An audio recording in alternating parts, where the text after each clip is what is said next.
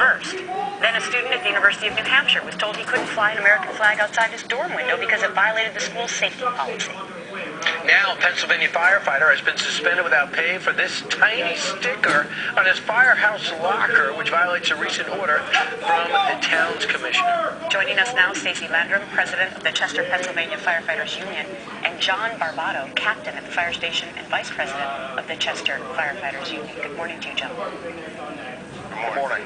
On its face, these stories seem so ridiculous. I'm sorry, I just have to say. We see this emblem of the American flag. I thought we were all Americans. Now we have a firefighter who's given of his life and time to put himself in danger's way on a daily basis. Suspended without pay for that little tiny sticker on his locker? Stacy? That's what happened.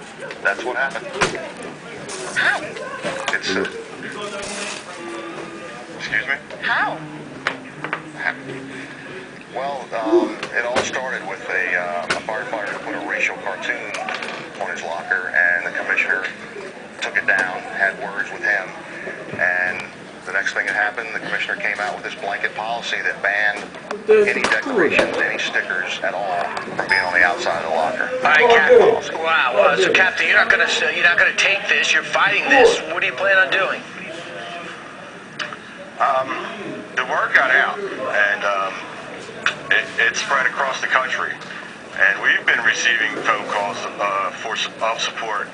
I'm just going to let that go.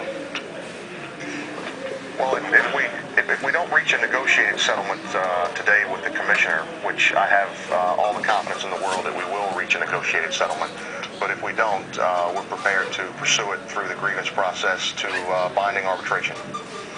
You know, on its face, I just have to say again, it seems, I understand that there are rules, and I believe that you need to follow the rules, but to me, this seems like a logical exception for the American flag. I'm trying to come up with in my mind who would be offended by that. Do you know? The firefighter who put the racial cartoon on his locker, he's been offended by the American flag several times in the past, and we've fought over this issue several times over the last 10 years or so, especially right after 9/11. He was offended by the American flag after 9/11. Yes. All right, so you say today is the day. What is scheduled on your docket today?